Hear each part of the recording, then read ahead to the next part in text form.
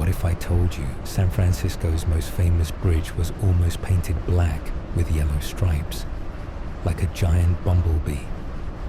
And beneath the streets of San Francisco lies an entire neighborhood, buried and forgotten for over a century.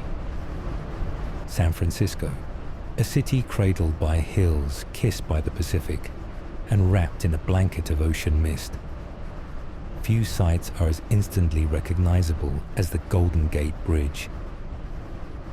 Opened in 1937, it was once the longest suspension bridge in the world, a feat of engineering that took over 4 years to complete. Its striking international orange color wasn't just chosen for beauty. It was picked to help the bridge stand out through the thick fog. Beneath these towering cables, the waters of the Golden Gate Strait have claimed many ships, long before the bridge connected these shores. Even today, foghorns sound their mournful notes, warning vessels navigating this narrow channel. As the wind brushes past, the towers rise from the mist like gateways to another world. Walking across the Golden Gate is like stepping into a living postcard, even on days when the fog erases the horizon. The bridge spans 1.7 miles, with sidewalks open to pedestrians during daylight hours. On one side lies the Pacific Ocean, vast and restless. On the other, the sheltered waters of San Francisco Bay. The suspension cables, each made of over 27,000 individual wires, hold the weight of over 80,000 tons of steel and concrete. The fog you see today isn't just scenery. It's a microclimate created by cool Pacific air rushing through the warm inland valley. Locals even have a name for it, Carl the Fog, a playful nod to its ever-present personality. Every step here feels like a slow drift between sea and sky.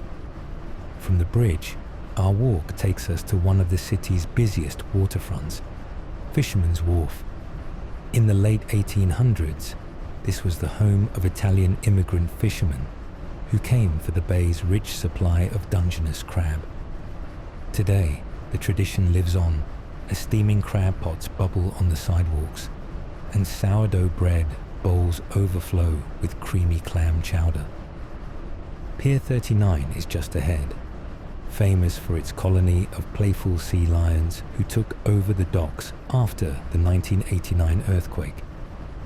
Street musicians fill the air with jazz and blues, a soundtrack to the lively scene. Beyond the pier, the silhouette of Alcatraz Island emerges, once home to America's most notorious prison, now a historic site shrouded in both fog and legend.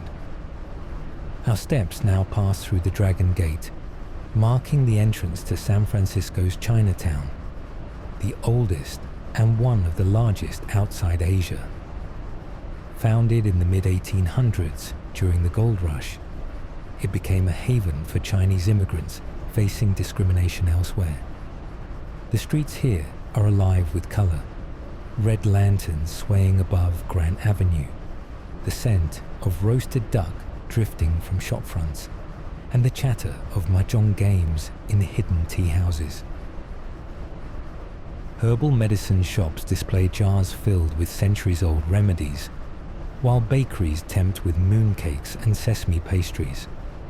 Every detail here tells a story of resilience, of a community that rebuilt after the 1906 earthquake and continues to thrive.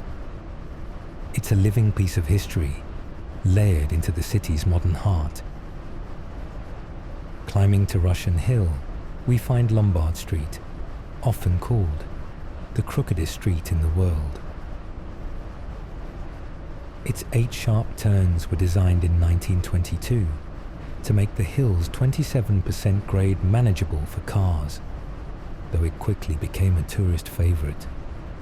The brick-paved road winds between manicured flower beds, bursting with hydrangeas in the summer. Victorian homes line the curves, their bay windows offering front row views to the slow parade of visitors. locals joke about the constant stream of rental cars navigating the turns like a gentle roller coaster. From the top, the city stretches out toward the bay, with the bridge peeking through the mist. It's proof that in San Francisco, even the streets have personality.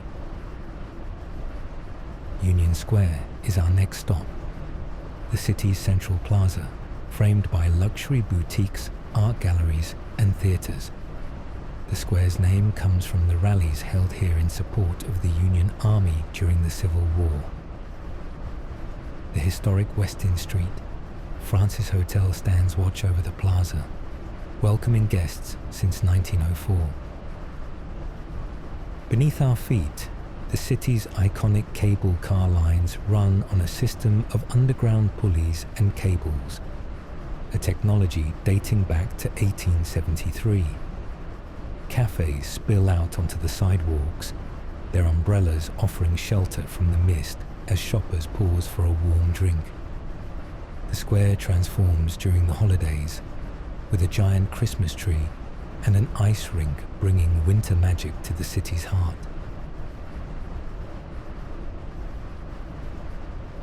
From the city's commercial heart, our walk drifts into Haight-Ashbury, the birthplace of the 1960s counterculture movement. In the summer of love, thousands gathered here, drawn by music, art, and a dream of free expression. The neighborhood's Victorian houses wear coats of bright paint, each one a canvas of personality. Record shops still spin vinyl. Vintage clothing stores spill fabrics onto the sidewalks, and street art blooms in alleyways like urban wildflowers.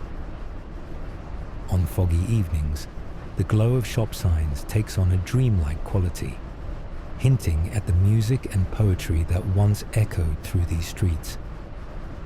Haight-Ashbury remains a place where time bends, where the past and present dance together in vibrant color.